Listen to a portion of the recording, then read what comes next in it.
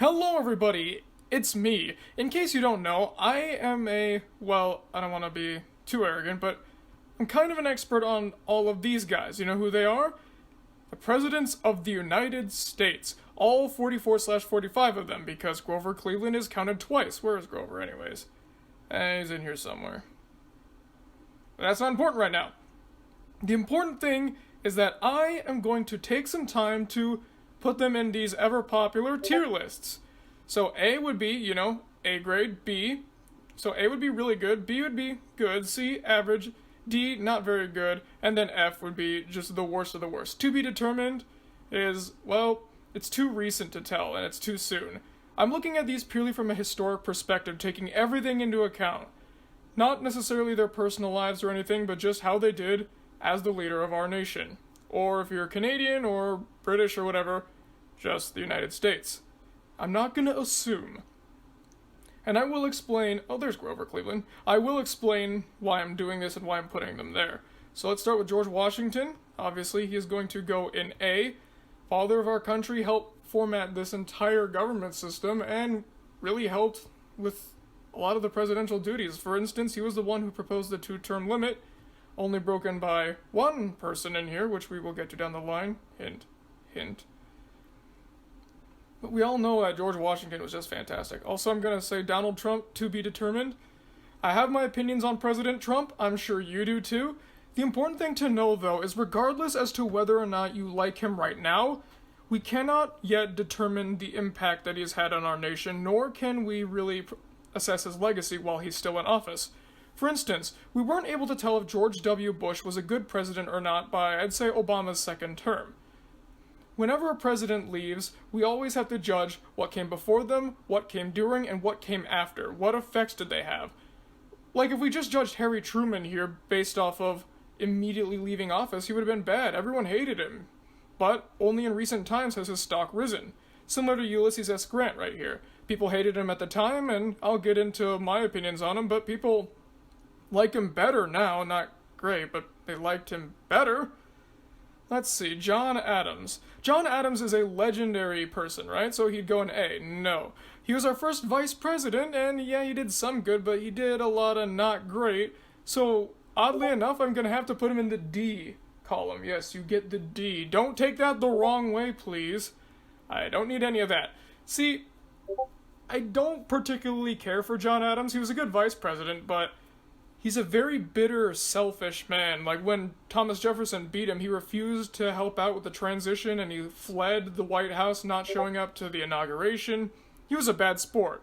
Plus, he was the first president, but not the last, to make it a crime to criticize the government. So, if anything going on you didn't approve of, sorry, too bad. Adams just kind of seemed like, I'm in Washington's shadow, I need to make myself the best I can be, but I suck. So, unfortunately, I can't quite do that. Yeah, poor John Adams. But I don't really care for him. Thomas Jefferson, I'd also have to put here. I mean, his religious beliefs were a little odd, and of course there was the whole Embargo Act, which kind of messed us up, but aside from that, he really helped our nation. Stimulated the economy, helped fix all of the messes that John Adams put us through, and overall, I'd say he was a very good leader. Let's see. Trying to find the next guy here. I don't really have to do these in order. Heck, I did Trump here. James Madison. He's going up in here. Helped us get through the War of 1812, even though it didn't really go very well. He was kind of like a Jefferson light, proposed a lot of the same legislation, got similar things done, and hey, he got rid of that Embargo Act. But ultimately, he just couldn't quite live up to Jefferson. But who could was James Monroe, who got us through the era of good feelings. The era of good feelings was just a time when everyone was really confident in the nation and everything was going very well. In fact, Monroe was viewed as such a good leader that nobody opposed him in his second election. He got all but one electoral votes. There was one guy in New Hampshire who voted for John Quincy Adams. Yes, it's Quincy, not Quincy, despite how it's spelled right here. Purely because he just didn't think Monroe was a good president, but he was very few and far between in that. Few people seem to disagree with him, and Monroe's legacy is held up. John Quincy Adams, son of this guy, you think he's going to go here? No, he's going here. Absolutely. This guy should never have been president. He cheated. So, I don't know if you guys know about the Electoral College, but if you do not get a majority of the electoral votes, for instance, right now, the majority would be considered 270 out of the 538. If you got less than that, if you didn't get the full majority, then the top 3 candidates in the Electoral College, not popular vote, Electoral College, would go to the House of Representatives, and the House of Representatives would choose. So, Andrew Jackson right here didn't get a majority of the Electoral College. He got more electoral votes than anyone else, and more popular votes than anyone else. But he didn't get a majority of the Electoral College, so he, John Quincy Adams, and Henry Crawford went to the House of Representatives, leaving behind Henry Clay, who was the Speaker of the House and notorious perennial candidate. Henry Clay wanted to be president more than anything else. Unfortunately, he couldn't do that. He was the 4th place person out of all of them. So John Quincy Adams realized, Henry Clay and I get along very well. What if I made a deal with Henry Clay? So he bribed Henry Clay into saying, hey, if you get all the people in the House to vote for me, I'll make you my Secretary of State. Now, already chair squeaking. Already that sounds like a bad thing, but back then, Secretary of State was basically more important than the Vice President. Because then there was kind of a line of succession. It was, once the president's done with their 2 terms, except for John Adams, it's the Secretary of State who always gets elected. That's how it was seen, so Henry Clay thought, this will be my stepping stone, okay. And sure enough, John Quincy Adams got in. He's the only elected, quote-unquote, president to not get a majority or more electoral votes in his election. And he didn't get anything done, partially because a lot of the people refused to work with him because word got out about what was called the corrupt bargain, and he couldn't get anything done. And he didn't really help matters by not even trying to be bipartisan or helping anybody. He was just a stick in the mud. Andrew Jackson is very controversial. For everything good he did, like getting rid of the National Bank and helping further more democracy, he did some bad things like challenging people to duels or the whole Trail of Tears thing. Jackson is probably the president I'm most conflicted on because he did a lot of bad things socially, but he did a lot of good things fiscally.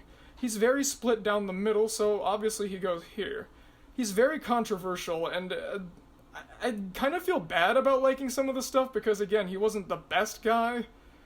But, like I said, I'm more taking into account the kind of leader he was, and he was unique. He did veto a lot of things, and he was very stubborn. He even had a bullet inside his body throughout his entire life to show everyone how much he loved his wife, because someone insulted his wife, and he challenged them to a duel, and he got shot in the chest. He didn't die from it, but he kept that bullet in there to remind everybody that you do not mess with Rachel Jackson, who unfortunately died shortly before he was going to take office. And he blamed him for this, because of the nasty attack ads that they put in the campaign. Let's not dwell on that. Martin Van Buren was his second in command, and he wasn't really a very strong leader. You see, the thing with Van Buren is that he just kind of expected to live a life of luxury, or so it seems. A lot of reports say that this actually isn't true, because Van Buren was actually a studious hard worker. But he definitely treated himself like, well, what they would call back then a dandy. He more wanted to absorb the luxuries of the presidency rather than work. At least that's the way he portrayed himself. Whether or not that was actually true, there's conflicting sources. The important thing about Van Buren, though, is that when he was running the country, we faced one of the worst economic problems we've had in the country, and the worst up until that point. I can't quite put him in the F category, because at least he tried really hard and did a couple things to slightly fix everything, but it wasn't enough, so I'm gonna have to put him in D with John Adams. Hey, now you're not so lonely anymore, John. William Henry Harrison goes here, mostly because he's the only president that literally hasn't done anything. You may say that Obama hasn't done anything, or Jimmy Carter, or Chester A. Arthur, which I'll get to that. But Harrison literally had no time to do anything, because he died 1 month in. Yeah, he's that guy. And then his successor, John Tyler, goes here. Yep, I'm just going to be blunt about that. John Tyler was very bad. He was so bad that his own party kicked him out of the party halfway into his administration. He wouldn't work with anybody. He was clumsy, bumbling, wasn't really sure of where to go, and he was kind of two-faced too, because when Harrison tacked him on as his VP, he was touting all of the things that Harrison wanted, like rebuilding the National Bank of the United States, for instance, or agreeing with Harrison's plan to fix the economic crisis. But then once he was in office, he went back on that and all of his plans. I mean, the problem kind of smoothed out, but it still wasn't very good. So there's that. James K. Polk is the hardest working president I think we've ever had. No, you're going here. We're keeping these in order. James K. Polk worked long into the night. He got us Oregon Territory. He helped us through the Spanish-American War. Everything he set out to accomplish, he did. I'm not going to quite put him at A, but he's very, very close. And he's also the president with the shortest retirement because of a bad medical condition that he had been fighting throughout his entire administration. He ended up dying very shortly after leaving office. So it's a good thing he didn't run for a second term. Zachary Taylor was very strange. He has actually never voted, ever. He didn't even vote in his own presidential election, which is kind of bad. At least he carried his home state of Louisiana. So the thing about Taylor is he didn't really care about being president at all. In fact, he was never politically motivated. The only reason people wanted him was because he was a big, recognizable name, and they're thinking, hey, he's the Spanish-American War hero. Let's put him in our party and he'll win for sure.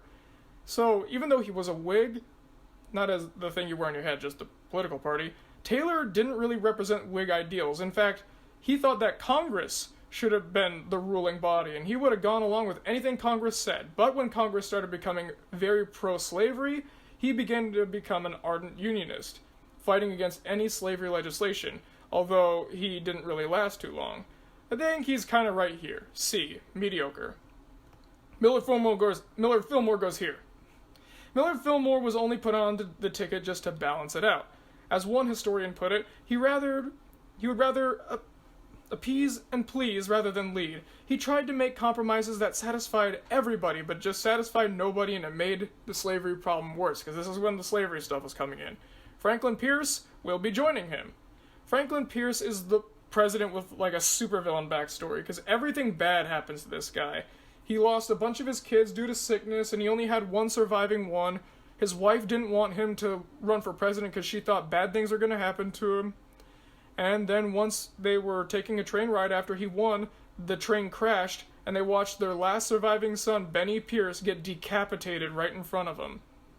Pierce tried to throw the coat over Benny's body and try to hide it from his wife, Jane, but it was too late. She already saw. And a lot of people think that he wasn't quite right in the head because of that. That really messed him up. And even his vice president died 6 weeks into office. And Abraham Lincoln was very against this guy because, well, he proposed the Kansas-Nebraska Act, or at least led it on, because Stephen A. Douglas promised to make his presidency a nightmare if he didn't sign on to it. Pierce was weak, Pierce could be bullied, but at least he wasn't as bad as James Buchanan. Buchanan is our #1 worst president, hands down. You might not like Obama, Bush, Clinton, Bush, or any of these guys, but no one can beat Buchanan. Buchanan is the worst. Buchanan is the reason we had the Civil War, because he thought secession was absolutely terrible and illegal. But you know what he did to stop it? Nothing. I'm doing more to stop the Civil War right now just by doing this video. Buchanan would rather hide under his desk like a coward than stop the problems. At least Pierce and Fillmore tried to do something. He did nothing. He sat back and let it happen. He knew exactly what was going to happen, too. And when South Carolina was the first to secede, he barely had a reaction, causing all the other ones to go too. Which is why this guy got in. I don't think I even need to explain what made Abraham Lincoln so great. Although I will say, there's one thing about him that does get overblown, and that is that he freed the slaves. He absolutely did, and that is a fantastic thing. But I must point out that this was not always Lincoln's goal. This was only his goal when he was running for re-election. Abraham Lincoln said, if I could end the Civil War without freeing a single slave, I would do it. Things like that. What he really wanted was unity. He wanted to heal this tattered nation, even if it meant keeping slavery. What he wanted was unity above all else.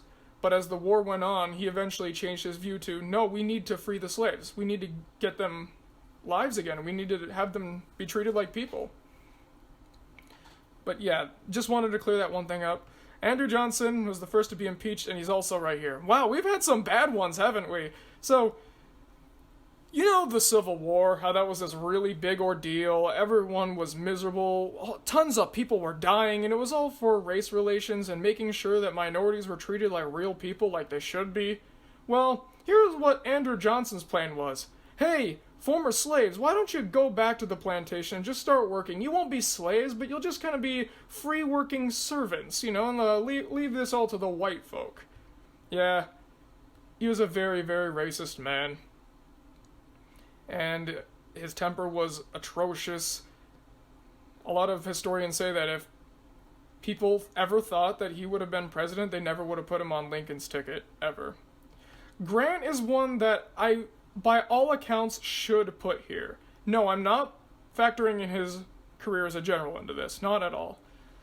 Because his cabinet was unbelievably corrupt. There was a credit mobilier scandal and, embezzlement. There was all of that. He should be here, but he also, I think, should go here.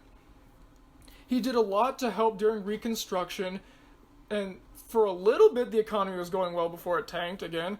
And he himself, I'm going to get to this when I get to President Harding, did not profit from any of these scandals. Actually, we don't even think that he was involved in any of them.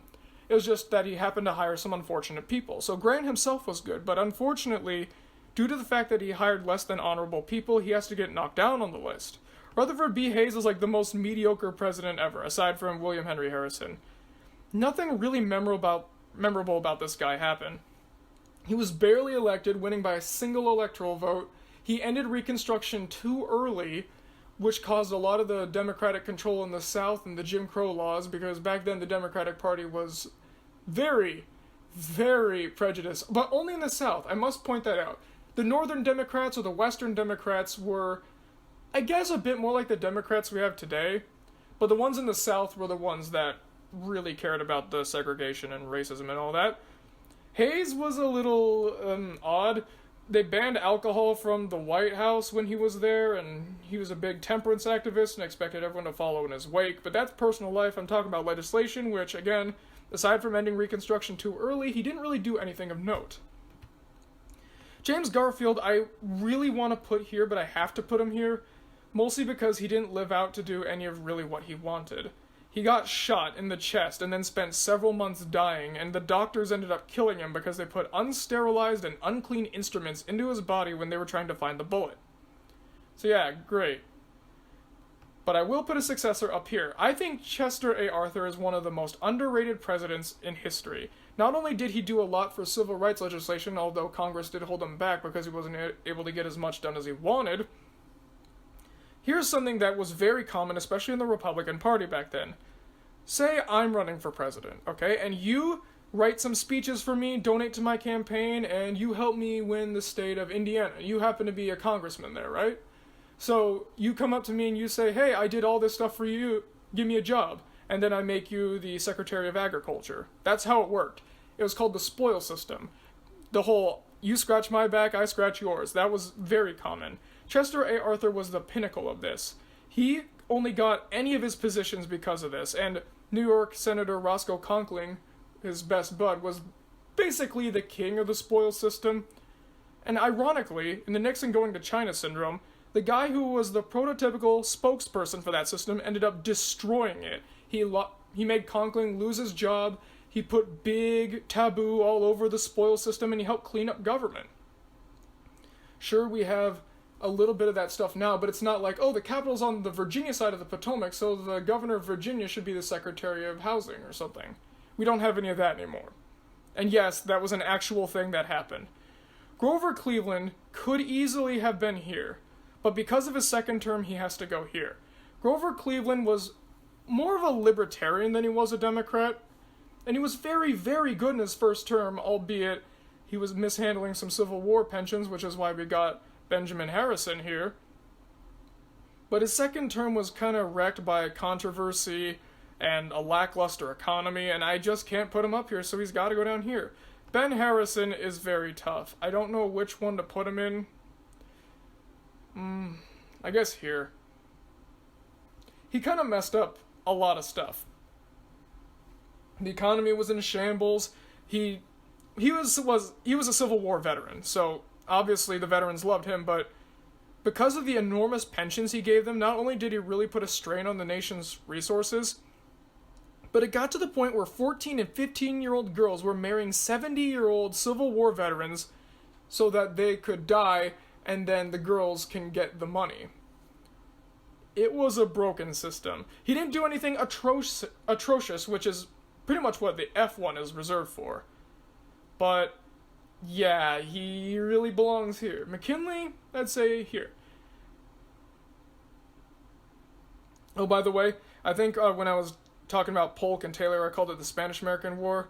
That's the Mexican-American War. This is the Spanish-American War right here with McKinley. He got us through that.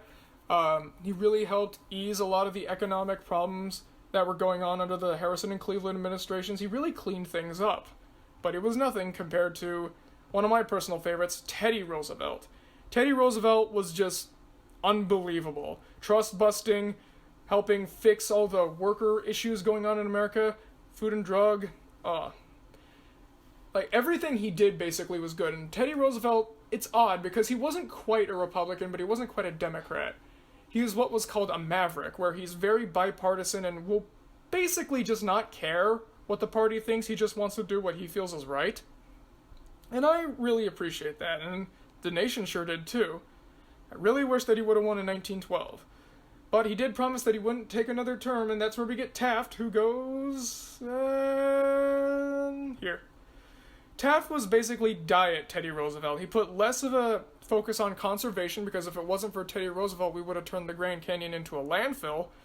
He did do a lot of trust regulation too, but a lot of the things that Teddy Roosevelt did kind of got undone with Taft.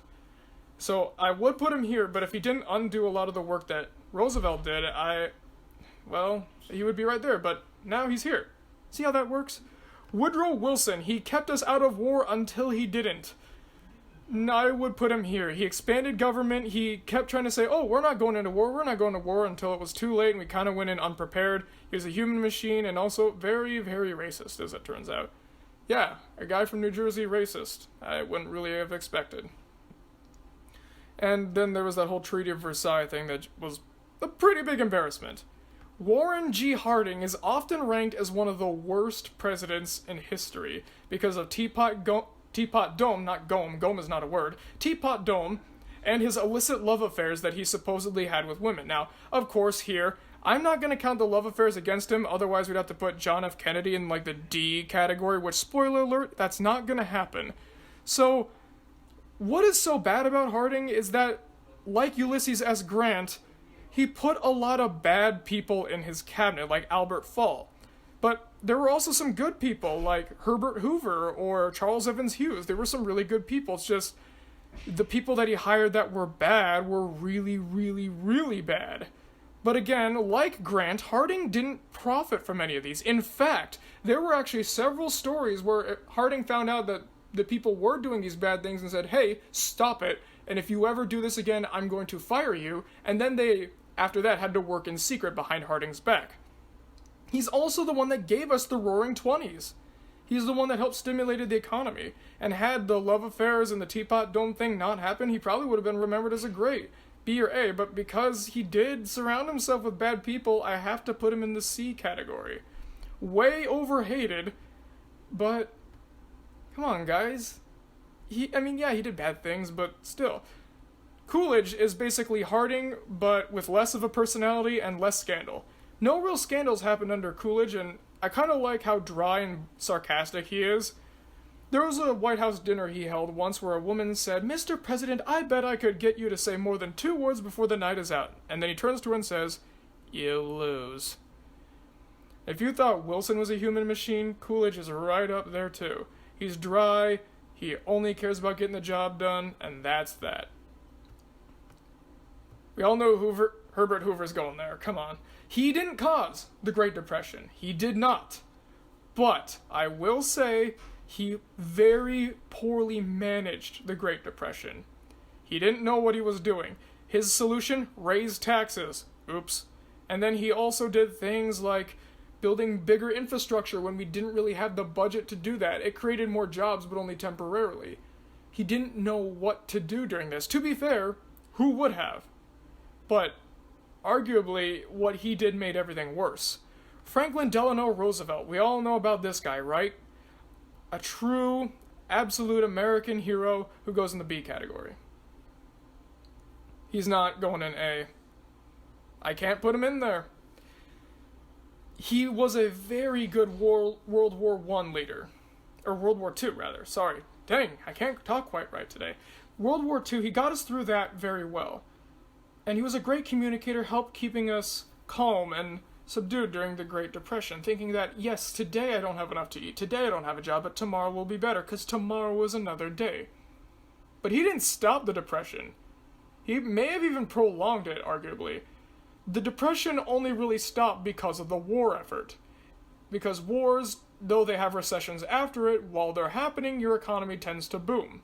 It's a weird thing that goes on. So he didn't do anything to stop the Depression, really. And there was the Supreme Court packing attempt, and there was the New Deal, which, yes, a lot of it was good, but there were some parts that weren't as good, so to speak. And this is just kind of a side note. I'm not factoring this into putting him in the B category, but he was horrible to his wife.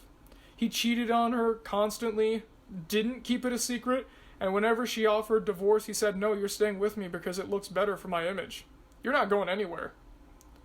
Yeah, I'm not a big fan of FDR on that front, but as a wartime president, great. If he was not the president during World War II, if Wendell Willkie or Thomas Dewey had been elected, probably would have been here or here, honestly. C or D. But he's going in B because he helped us during World War II and was a very great communicator. Harry Truman's going right here. B. He did a lot of what FDR did, I guess, for the war. He really helped. He helped us get out of that, for one, dropping the atomic bomb, and some of his administration was kind of C level, but he definitely did help shape things up and, well, helped us during that recession after the war. Dwight Eisenhower. Honestly, I don't know which one I'm going to do here, because he passed a lot of great legislation, he kept us out of war for a long time, got us out of Korea, too. Sure, things were heating up in Vietnam, but he didn't throw us into that. There was the Cold War and everything, but that was going to happen with no matter who, or whom, rather. You know what? I'll just throw him up here. Eisenhower's great. He's a legend for a reason, though he did give us Richard Nixon, which I'll get to soon. Clearly. John Fitzgerald Kennedy. Kennedy's legacy kind of paints him as a better president than he actually was. Don't get me wrong. Kennedy was good. And he was very honest. Like when the Bay of Pigs incident went down and it went horribly, he went on the TV and said, yeah, I screwed up. This was on me. I am sorry. Which I definitely appreciate him for the honesty there. Again, if we're talking love affairs, then we're going here. But because we can't judge Harding for that, we're not going to judge Kennedy for that. I'm going to put Kennedy here. He did get us into Vietnam. He probably was going to get us out, though. But, well, we didn't get out because he got shot in the head. Kennedy is very, very close to A. I really admire him as a leader. He was young, energetic, but he wasn't an idiot. Because a lot of young politicians, I'm sorry, guys, you don't know what you're talking about. But Kennedy did. Sure, he had a lot of shady stuff going on in his campaign, like lying about his medical records, but, when it comes to being a leader, I'd say that it was worth it. Lyndon Johnson has to go here. He's from my home state of Texas, but I'm sorry, LBJ, you gotta go to the C level. Great society and all. Yeah, it did help minorities, but it also kind of made them a bit more dependent on the government. Although, to be fair, at least they don't have to live in fear of Jim Crow laws in, like, Alabama or Louisiana or something. That's good. But we can't ignore Vietnam. We stayed in there way too long. We had no business being there. France abandoned us. We should have left too. It was a mess. LBJ did not want Vietnam, but he felt like we could stay the course. All those chants, hey, LBJ, how many kids did you kill today? That hurt him inside a lot. He didn't want any of this. But he had no choice. He already set us on a path, and he wasn't about to make us leave. Sorry, LBJ. Richard Nixon. Oh my, Watergate, huh? Watergate. I don't understand why he did Watergate. George McGovern was one of the worst presidential candidates in American history. Right up there with Horace Greeley, or Barry Goldwater, or Walter Mondale. Why? Why do you need to do this? Why break into his headquarters to spy on him when you're already poised to win 49 of the 50 states, including McGovern's home state of South Dakota? Why? Nixon was paranoid. Nixon had a lot of issues. Nixon is a bit of an interesting man because when you get down to it, he had a lot of, I don't want to say mental issues, but there was a lot of stuff wrong with him. He was very, well, as Drawn Together would put it, whiny, self-hating, and most likely bipolar. He took loss personally. I will say he handled losing 1960 to John F. Kennedy very well. Hawaii, Illinois, and Texas were too close to call, and even California in some parts. Had he contested 2 of these, he would have won. But Nixon said, no, Kennedy won. I don't want to throw his presidency into being illegitimate and having half the country hate him, which we can kind of see today with some of the recount efforts of, say, 2016 or even 2000. Although 2000 was extremely necessary, because we'll talk about that. But that really hurt him. And losing the governorship in the California 1962 governor race to Pat Brown, that killed him. Obviously, he had that "you're never going to have old Nixon kick around anymore" speech, but that did a lot to him psychologically. He just couldn't bear to lose again. So he's going in C. Watergate was awful. Nixon's second term was awful, with inflation and stagnant economy, but his first term was phenomenal. Let me put it this way. Nixon, when he was reelected, won 49 of the 50 states, only losing Massachusetts and the District of Columbia, which is not a state. Just because McGovern was awful does not mean that you could get 49 states. You had to be doing something right. For instance, if, say, let's go Taft. If Taft ran against George McGovern, he probably would have won 40 of the 50 states. To win 49, including longtime Democratic bastions of, say, Rhode Island or Maryland, you had to do something right. And he did. The economy was great. He got us out of Vietnam for a little while, and he got us relations with China, helping ease some of the Cold War. We were all in the Taiwan boat, but Nixon, who was the biggest advocate ever for capitalism, ended up getting us some relations with the People's Republic of China. He also helped a lot of government programs and really helped shape up our government, even if he did do it in a very unorthodox way with Henry Kissinger. So a lot of good and a lot of bad. I have to put Nixon there. Ford's also going to go here. Ford had a kind of an unremarkable presidency. He pardoned Nixon, which, on the one hand, he did what he felt was right, but on the other hand, dude, that was kind of a bad move. Ford's kind of easy to talk about just because nothing much really happened in the 2 years he was president. Jimmy Carter is the president I feel the worst for while he was in office. I feel bad for Franklin Pierce before and after his office, because I didn't mention that after he died, he became a recluse and ended up drinking himself to death because he got cirrhosis of the liver. But everything went wrong for Jimmy Carter. The Iran hostages, 5 Mile Island, Mount St. Helens, the economy tanking, the resources falling apart, and the conservation in his malaise speech. Being an outsider and nobody trusting him. Jimmy Carter was a very pious, good man. Even the people that don't like Jimmy Carter, more often than not, will say he was a very, very good man that was just in the wrong place in the wrong time. Even President Carter himself says, I didn't have enough experience, and that's what really did me in. And it's true. He tried everything he could. Some of these things were his fault, like the economy, for instance, but some of them weren't. Like, for example, 5 Mile Island or Mount St. Helens. Because I don't think Jimmy Carter was like, today I'm not really feeling the American people, so I'm going to have Mount St. Helens just blow up. I don't think Jimmy Carter would do that. I don't think he even could do that. Carter's not quite F tier, but he most certainly was D. Yes, the AIDS epidemic got ignored a little bit, and there was Iran-Contra, which we don't really know if Reagan was involved in because towards the end of his administration, he got some severe Alzheimer's, and we weren't really able to gauge what exactly he was thinking. But Reagan did help. Reaganomics did work. I'm not saying it could work today. I'm not going to voice my opinion on that. I do have opinions, but what I will say is that the economy was good. You'll hear a lot in schools that the economy was terrible. No, it wasn't. You can't win 49 states just because you're going up against Walter Mondale. And even then, he almost took Mondale's home state of Minnesota, the one holdout, by, 4,000 votes was the margin right there? He only lost that, again, because Mondale lived there. The economy was fantastic. The Cold War was ending.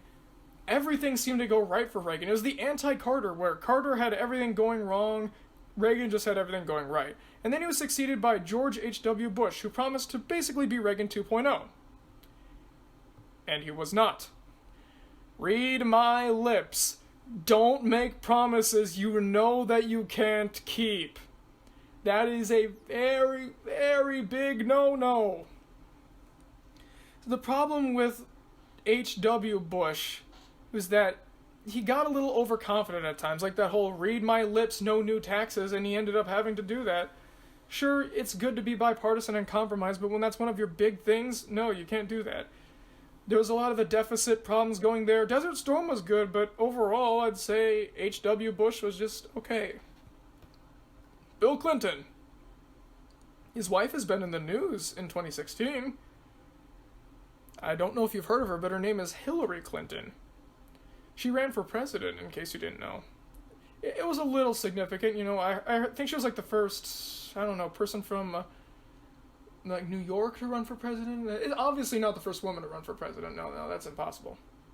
Clearly, because we can all see quite clearly, Rutherford B. Hayes here is most certainly a woman.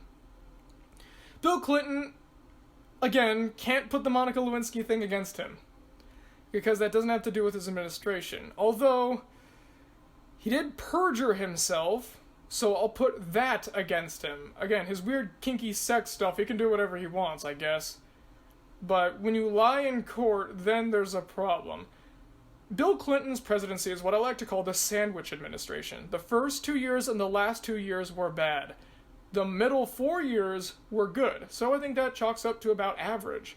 The economy was good for a while, but just him as a person, not necessarily in his personal life, there's just a lot of unscrupulous things, and that's not even factoring in all the conspiracy theories that may or may not be true.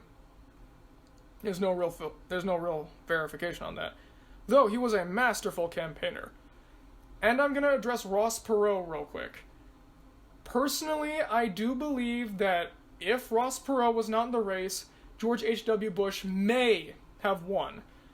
Though Perot did take mostly from independents, he took more from conservatives than he did from liberals. How else can you explain not only the exit polls and the exit data, but longtime Republican states like Montana flipping over to Bill Clinton in '92? Although, I will say it would have been extremely close, mostly because H.W. Bush, again, was kind of mediocre and Bill Clinton was a masterful campaigner. Not a fan of Al Gore, I must say. Another guy from my home state, this time he was actually born here, George W. Bush, son of George H.W. Bush, and who beat Al Gore by winning Florida barely, 538 votes or something. So yeah, that recount I can totally understand.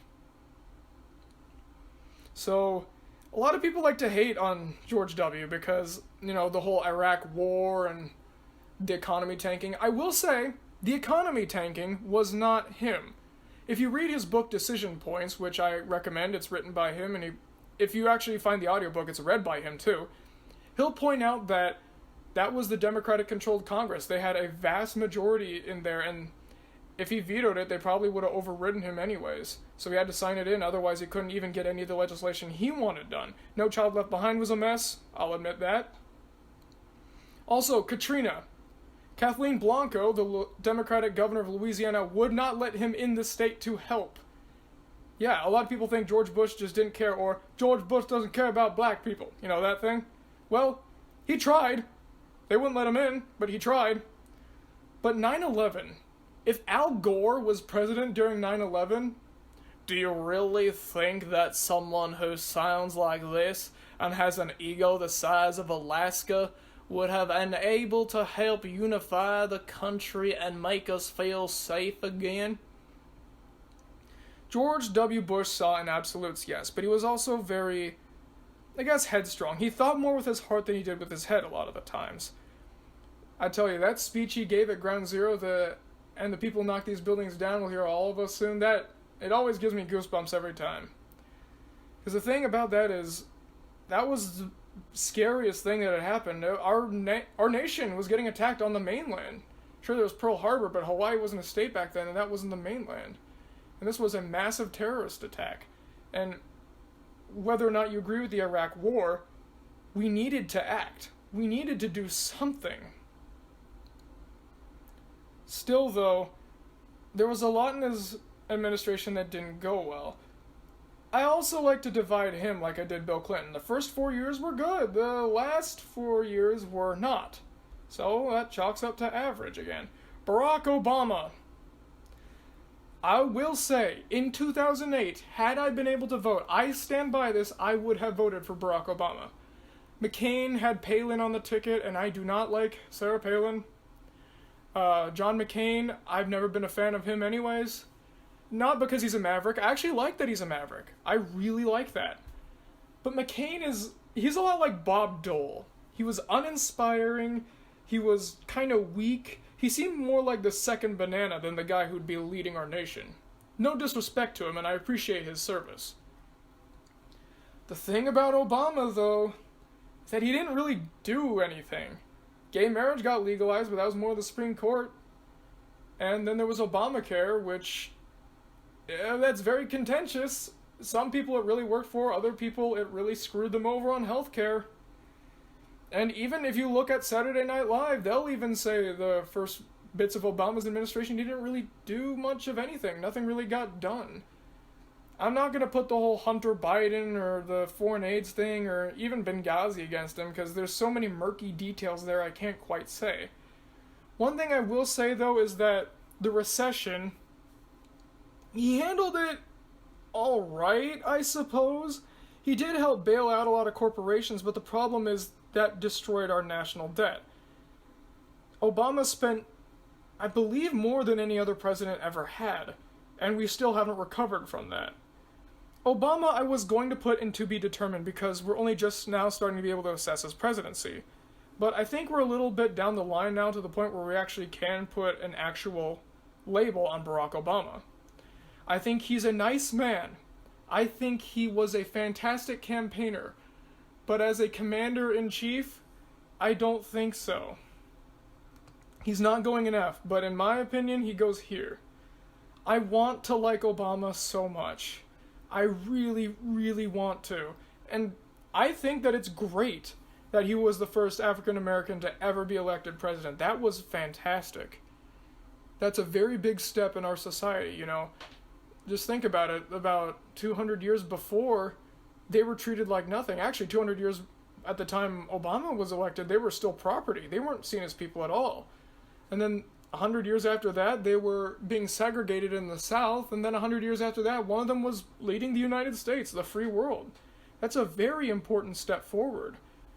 But I wish that he would have done at least a little bit more to benefit. And he was very, very partisan as well.